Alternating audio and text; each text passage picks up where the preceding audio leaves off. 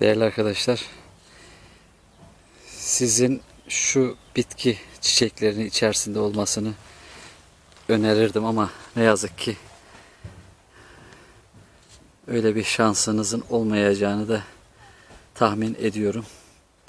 O kadar güzel nefis kokuyor, o kadar güzel nefis kokuyor ki yaşamak lazım.